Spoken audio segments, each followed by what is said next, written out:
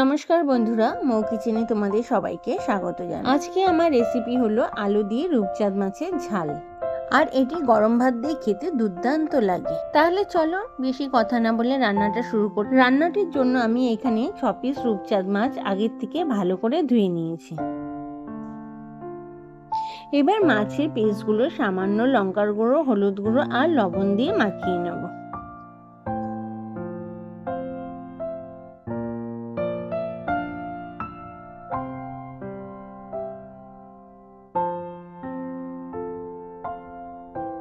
অপরদিকে গ্যাসের চুলায় একটা প্যান বসিয়ে প্যানটা গরম হলে তাতে দিয়ে দেবো পর্যাপ্ত পরিমাণে সর্ষের তেল।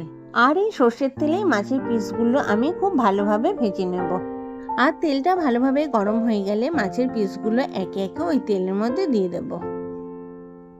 আর এই মাছ ভাজা হতে হতে আমার চ্যানেলে নতুন বন্ধুদের উদ্দেশ্যে জানাই, তোমাদের যদি আমার এই রেসিপিটা ভালো লেগে থাকে তাহলে অবশ্যই কিন্তু আমার চ্যানেলটাকে সাবস্ক্রাইব করে আমার পাশে থেকো। তারই সাথে পাশে থাকা নোটিফিকেশন বেলটা অন করে দিও, যাতে আমার চ্যানেলের সমস্ত নতুন ভিডিও সবার আগে তোমার কাছে পৌঁছে যায়।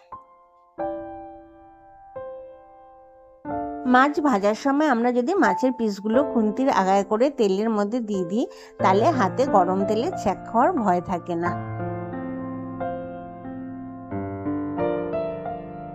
সমস্ত মাছের পিসগুলো আমার বেশ লাল লাল করে ভেজে নেওয়া হয়ে গেছে। এবার মাছের পিসগুলো আমি একটা প্লেটে সব তুলে নেব। এবার ওই তেলেই দিয়ে দেবো আগের থেকে কেটে রাখা লম্বা লম্বা আলুর টুকরোগুলো। আর আলুর টুকরোগুলোর মধ্যে দিয়ে দিচ্ছি হলুদ গুঁড়ো আর দিয়ে দিচ্ছি লবণ। বেশ খানিকক্ষণ সময় ধরে আলুর টুকরোগুলো বেশ লাল লাল করে ভেজে তুলে নেব। আলুর টুকরোগুলো তুলে নেবার পর ওই তেলের মধ্যে দিয়ে দেবো পেঁয়াজ কুচি।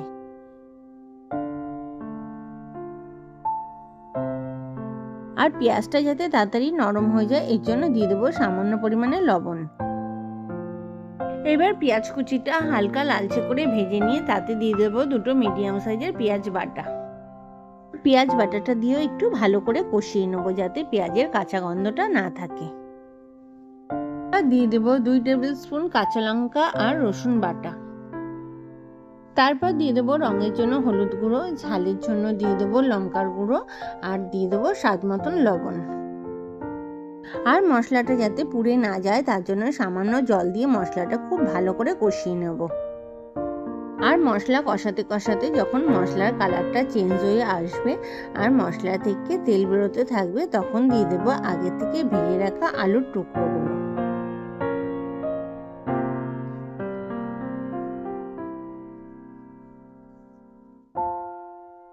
আলুর টুকরোগুলো মশলার সঙ্গে বেশ খানিকক্ষণ ধরে কষিয়ে নেব। এরপরে আলুগুলো যাতে ভালোভাবে সেদ্ধ হয়ে যায় এর জন্য দিয়ে দেবো পরিমাণ মতন জল। আমি এখানে মিডিয়াম সাইজের বাটি 2 বাটি জল দিয়েছি। যদিও আমি এখানে নর্মাল জল ব্যবহার করেছি, তোমরা চাইলে হালকা উষ্ণ জলও ব্যবহার করতে পারো।